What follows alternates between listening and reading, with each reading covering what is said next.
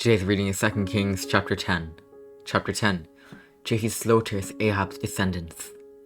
Now Ahab had 70 sons in Samaria, so Jehu wrote letters and sent them to Samaria, to the rulers of the city, to the elders, and to the guardians of the sons of Ahab, saying, Now then, as soon as this letter comes to you, seeing your master's sons are with you, and there are with you chariots and horses, fortified cities also and weapons, select the best and fittest of your master's sons, set him on his father's throne, and fight for your master's house. But they were exceedingly afraid and said, Behold, the two kings cannot stand before him. How then can we stand? So he who was over the palace and he who was over the city, together with the elders and the guardians, sent to Jehu, saying, We are your servants, and we will do all that you tell us. You will not make anyone king. Do whatever is good in your eyes. Then he wrote to them a second letter, saying, If you're on my side, and if you're ready to obey me, take the heads of your master's sons and come to me at Jezreel tomorrow at this time. Then the king's sons, 70 persons, with the great men of the city, bringing them up. And as soon as the letter came to them, they took the king's sons and slaughtered them, 70 persons, and put their heads in baskets and sent them to him at Jezreel. When the messenger came and told him, They have brought the heads of the king's sons, he said, Lay them in 2 heaps at the entrance of the gate until the morning. Then in the morning, when he went out, he stood and said to all the people, You are innocent. It was I who conspired against my master and killed him, but he struck down all these. Know then that there shall fall to the earth nothing of the word of the Lord, which the Lord spoke concerning the house of Ahab, for the Lord has done what he said by his servant Elijah.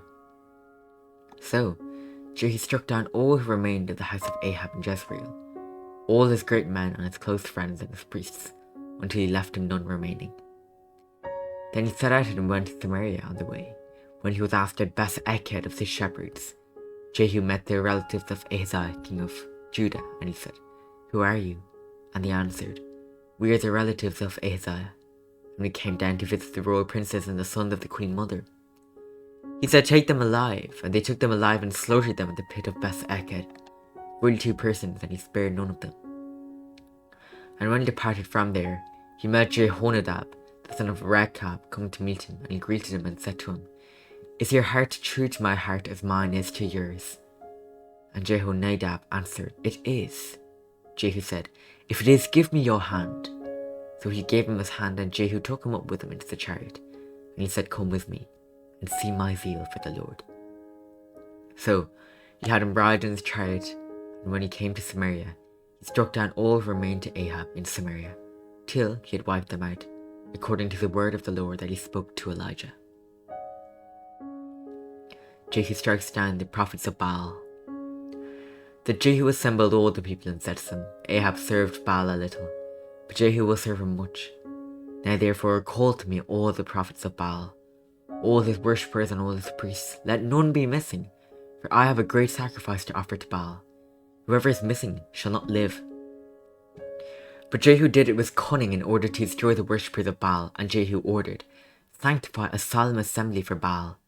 So they proclaimed it, and Jehu sent throughout all Israel, and all the worshippers of Baal came, so that there was not a man left who did not come, and they entered the house of Baal, and the house of Baal was filled from one end to the other. He said to him who was in charge of the wardrobe, Bring out the vestments for all the worshippers of Baal. So he brought out the vestments for them. Then Jehu went into the house of Baal with Jehonadab, the son of Rechab. And he said to the worshippers of Baal, Search and see that there is no servant of the Lord here among you, but only the worshippers of Baal. Then they went in to offer sacrifices and burnt offerings. Now Jehu had stationed 80 men outside and said, The man who allows any of those whom I give into your hand to escape shall forfeit his life. So as soon as he had made an end of offering the burnt offering, Jehu said to the guard and to the officers, Go in and strike them down, let not a man escape. So when they put them to the sword, the guard and the officers cast them out, and went into the inner room of the house of Baal. And they brought out the pillar that was in the house of Baal and burned it. And they demolished the pillar of Baal, and demolished the house of Baal, and made it a latron to this day. Jehu reigns in Israel. Thus Jehu wiped out Baal from Israel. But Jehu did not turn aside from the sins of Jeroboam the son of Nebat, which he made Israel to sin, that is, the golden calf that were in Bethel and in Dan. The Lord said to Jehu, because you have done well in carrying out what is right in my eyes, and have done to the house of Ahab according to all that was in my heart, your son of the 4th generation shall sit on the throne of Israel. But Jehu was not careful to walk in the law of the Lord, the God of Israel, with all his heart. He did not turn from the sin of Jeroboam, which he made Israel to sin. In those days, the Lord began to cut off parts of Israel, as Hazael defeated them throughout the territory of Israel, from the Jordan eastward, all the land of Gilead, the Gadites and the Reubenites and the Manassites, for Aroer, which is by the valley of the Arnon. There is Gilead and Bashan. Now the rest of the acts of Jehu, and all that he did, and all his might, are they not written in the book of the Chronicles of the kings of Israel? So Jehu slept with his fathers, and they buried him in Samaria. And Jehoahaz his son reigned in his place. The time that Jehu reigned over Israel and Samaria was 28 years. This is the word of the Lord. Amen.